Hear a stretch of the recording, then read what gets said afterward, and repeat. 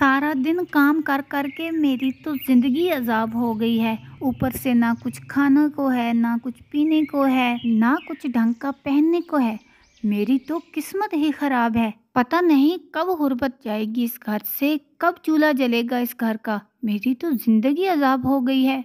ऊपर से ये बीमार बुढ़िया इस घर में पड़ी हुई है। पता नहीं कब जान छूटेगी इससे। अच्छा होता मर जाती, कुछ तो खर्चे कम होते इस घर के। न किसी काम की न काज की, बस पड़ी ही रहती है। न शौहर बच्चों के पेट पाले या इसकी दवाइयों के खर्चे उठाए। पता नहीं कब जान छूटेगी इससे और हमारी जिंदगी में कोई सुकून आएगा। अम्मी, ये आप कैसी बातें कर रही हैं? ये हमारी दादी हैं। इन्होंने भी इसी तरह बचपन से हमारे अब्बू को पाला है जिस तरह आप हमें पालती हैं। आप उनका दिल मत दुखाएं। दादी, आप अम्मी की बातों का बुरा मत बनाएं। वो दिल की बुरी नहीं है, बस गुर्बत से तंग आकर आपसे ऐसी बातें कर जाती हैं। आप उन्हें माफ़ कर दें। नहीं बेटा, मैं उसकी बातों का बुरा नहीं मना रही। वो सच ही तो कहती है। मैं बीमार बुढ़िया इस घर पर बोझ ही तो हूँ। मर जाऊंगी तो अच्छा होगा। मैं ज़रा बाहर जा रही हूँ। दिल तो चाहता है इस कुएं में छलांग लगा के मर ही जाऊं। अरे अम्मा भी, कहाँ जा रही हो तुम इस वक्त? परेशान लग रही हो।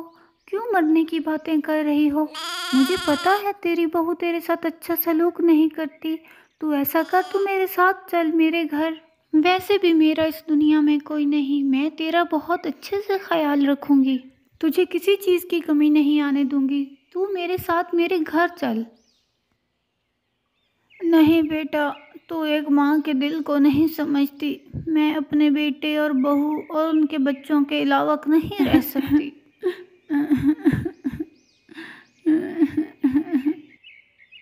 अरे माँ, तू यहाँ क्या कर रही है? तू रो क्यों रही है? क्या हुआ है तुझे? कहीं मेरी बदजुबान बीवी ने तो नहीं कोई बदतमीजी की? तू मुझे बता, मैं आज इसका दिमाग दुरुस्त करता हूँ। तेरी तबीयत पहले ही खराब है।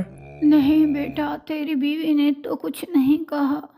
बस ऐसे ही परेशान हूँ कि मैं तुम पर बोझ बन गई हूँ। वो बेचारी तो अकेली पूरा घर संभालती है। अम्मा, ये मेरी और मेरी बीवी का फर्ज है। आप हमारी जिम्मेदारी हैं। आप हमारे घर की रौनक हैं। ऐसा मत सोचें।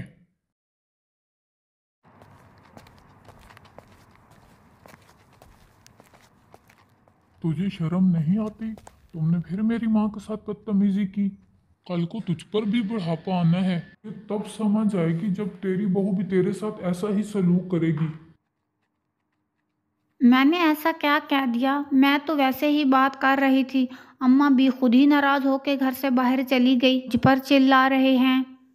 अम्मी जान, झूठ मत बोलें। मैं पास ही खड़ी थी जब अपनी दादी के साथ बहुत बुरा सलूक किया। आपने बिला वजह दादी के दिल दुखाया। आपको उनसे माफ़ी मांगनी चाहिए।